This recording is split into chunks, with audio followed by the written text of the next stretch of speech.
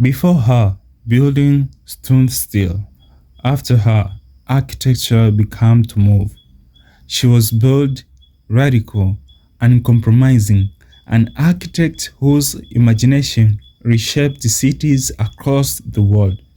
This is the story of Zaha Hadid, the woman who transformed the architecture into fluid sculpture. Zaha Hadid was born on October 31, 1950 in Baghdad, Iraq. She grew up in an educated and progressive family that encouraged creativity and ambition. Before studying architecture, she first studied mathematics at American University of Beirut. That mathematical thinking later became the foundation of her complex geometric designs.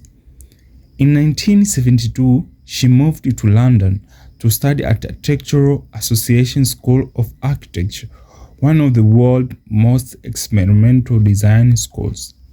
There, she encountered visionary thinkers like Graham Kohlhaas, who recognized her extraordinary talent.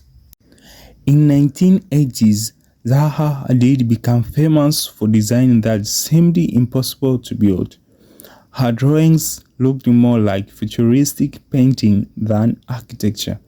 Sharp angles, fragmented forms, building exploding with movement. Many critics called her work unbuildable. For years, most of her projects remained only on paper. But Zaha refused to compromise. She believed architecture should not simply repeat the past. She once asked, "There are 360 degrees, why stick to one?" Her revolutionary competition design for the peak in Hong Kong brought her international attention in 1983, even though it was never built. At a time when architecture was dominated by rigid boxes and male-dominated traditions, Zaha introduced motion, fluidity, and emotion. Everything changed in 1993. Zaha completed the Vitro Station, her first major build project. The building looked like frozen movements, walls slashed through space like lightning. The world finally saw that her ideas could become reality. Then came larger commissions like the Max Museum in Rome, the Land Aquatic Center, the Haidar Aliyev Center. Her architecture no longer looked like building, it looked like landscape shaped by wind, water, and gravity. Zaha Hadid did more than design a iconic building. She changed architectural thinking itself. Before Zaha, architecture often focused on rigid geometry and static forms. After Zaha, architects began exploring fluidity, parametric design, and dynamic movement. Her work pushed engineering and construction technology to new limits. Complex curves once considered impossible became achievable because architects and engineers were forced to innovate. She also helped popularize digital and parametric architecture, influencing an entire generation of designers. Today, her influence can be seen in airports, museums, stadiums, and skyscrapers across the globe. But perhaps her greatest impact was cultural. In 2004, Zaha Hadid became the first woman ever to win the Pritzker Architecture Prize, one of the most highest honors in architecture.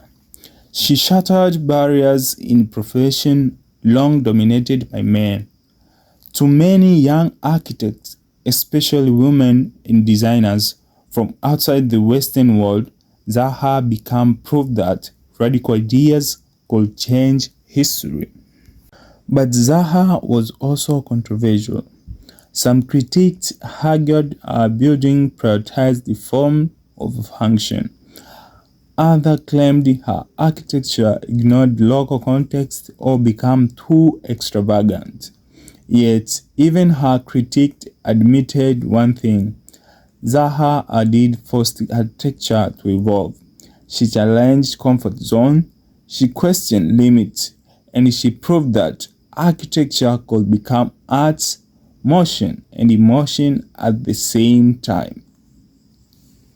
On March 31, 2016, Zaha Hadid died sadly at age of 65. But her ideas did not die. Her film Zaha Hadid Architects continue designing projects around the world, carrying forward her futuristic vision. Today, her buildings remain symbols of innovation and courage, not because they were easy, but because they dared to imagine the future others could not yet see.